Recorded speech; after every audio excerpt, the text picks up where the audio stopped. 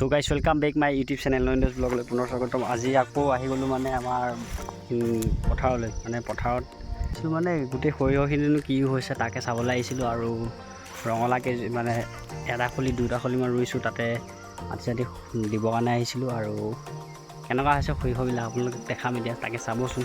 ক'বা এটা বহুত সুন্দৰ পৰিৱেশ। সেই এনেকুৱা লাগিছে যে মনটো যদি কিবা বেয়া লাগি থাকে আপোনালোকৰ ইয়াত আহি কিন্তু মনটো বহুত ভাল লাগিব।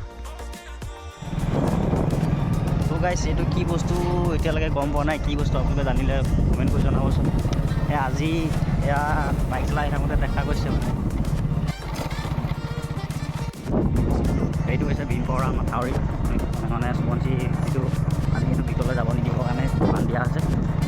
আমাৰ আগতে মানে ভীম কৰিছিলে বুলি কোৱা শুনিছোঁ। ইয়াত আগে কাৰণে ইয়াক কয় কি ভীমপৰা মাথাউৰি কিমান নিশ্চয় দেখা পাইছে। চাৰিওফালে এইফালে দেখিলে একদম এটা মনলৈ এটা অফুৰন্ত শক্তি আহে, যিটো শক্তিয়ে আপোনালোকৰ মন প্ৰাণ সকলো দুখত থাকে। তেনেহ'লে এনেকুৱা জেগাত আহিলে আপোনালোকৰ মনটো হয়তো বহুত ভাল লাগিব পাৰে। ইয়াত পিকনিক প্লেচ আছে, সেইটো চাইডে পিকনিক খাই আছে। আৰু তাৰপাছত আপোনালোকে এটা বস্তু দেখাম, আপোনালোকে চাব। মটৰমাহ আৰু এয়া ৰঙালাও খেতি কৰা হৈছে। তো গাইজ সেইডাল শাক কেতিয়াবা আপোনালোকে খাই পাইছেনে?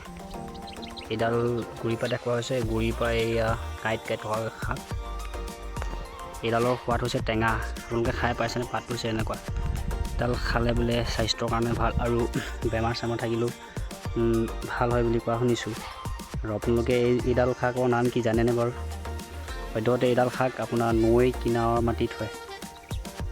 এইটো এয়া হৈছে নৈ কিনাৰৰ মাটি। তাকে আজি এই মুঠা ছিঙি লৈছোঁ, খামগৈ ঘৰত গৈ। এতিয়া লাহে লাহে ৰঙালাও বগাবলৈ আৰম্ভ কৰিছে, আৰু এক মাহৰ ভিতৰত ধুনীয়াকৈ আৰু ইয়াত ৰঙালাও চঙলাও লাগিব।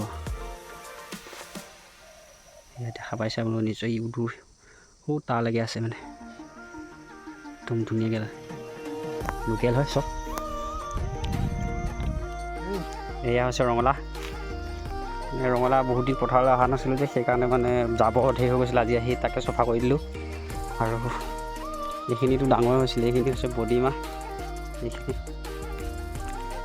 এয়া বডিমাহ, সেয়া হৈছে ৰঙালাও।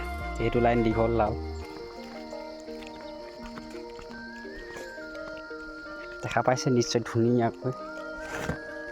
এইখিনি শাক ওলাই দিয়া আছে, কাৰণ মটৰমাহৰ মাজত আলু লাইন এইটোৱে বেছি নাই আৰু।